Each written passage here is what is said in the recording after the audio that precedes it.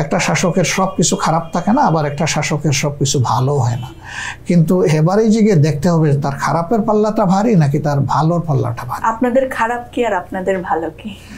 আমাদের খারাপটা আপনারা ধরবেন আর আমাদের ভালোটা আমরা বলবো না। পতিত সরকার আওয়ামী লীগ তাদের একটা বড়ই বলবো নির্বাচন বলেন কিংবা জনগণের জনপ্রিয়তা পাওয়ার জন্য একটা বলি ছিল, স্বাধীনতার পক্ষের শক্তি, স্বাধীনতার বিপক্ষের শক্তি। স্বাধীনতার পক্ষের শক্তি তারা, স্বাধীনতার বিপক্ষের শক্তি সম্ভবত আপনারা। এই ব্যাপারটিকে একটু ক্লিয়ার করবেন। স্বাধীনতার পক্ষের শক্তিকে আপনি টেস্ট করবেন তো লিটমাস পেপার দিয়ে।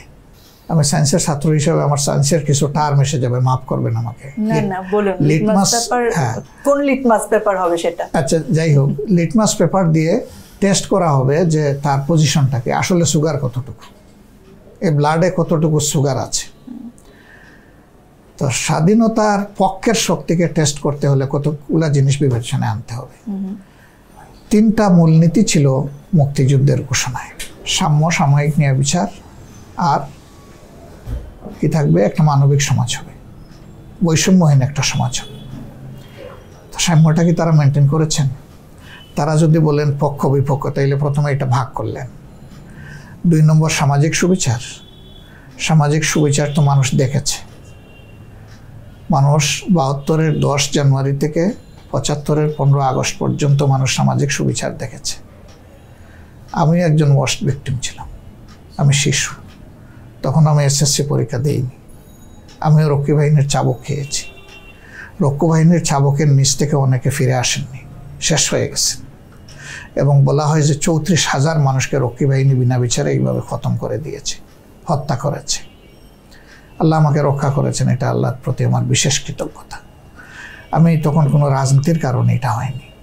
একটা সামাজিক অপরাধীকে ধরতে এসে আমাকে ভিকটিম বানায় ফেললো, অনর্থ। অবশ্য তাদের পরিণতিটা আমি পরে চোখের সামনেই আল্লাহর মেহেরবানি দেখেছি। তখন তাদের থানা পর্যায়ে যিনি প্রধান হতেন তাকে লিডার বলা হতো।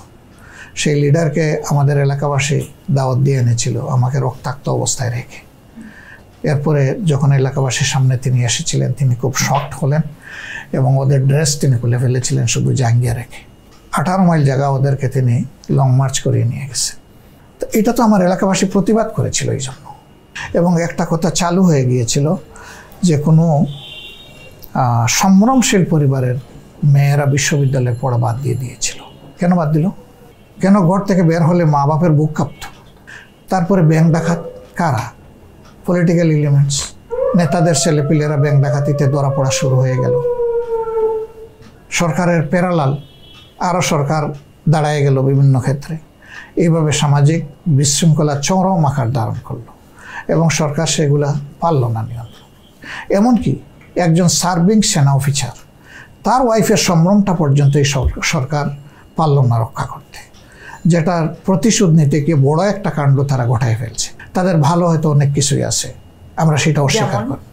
যেমন শেখ মুজিব সাহেব যখন পাকিস্তান থেকে ফিরলেন, তখন ফিরে এসে তিনি, তখন বাংলাদেশে কিন্তু মিত্রবাহিনীর নামে ভারতীয় বাহিনী ছিল, তিনি তখন ভারতের শাসককে অনুরোধ করলেন যে আমার দেশ থেকে আপনার বাহিনীটা আপনি সরিয়ে নিন।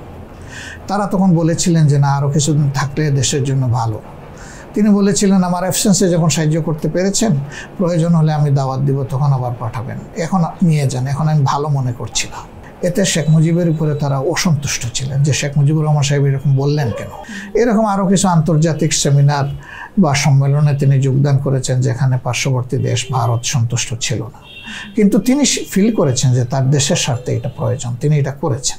একটা শাসকের সব কিছু খারাপ থাকে না, আবার একটা শাসকের সব কিছু ভালো হয় না।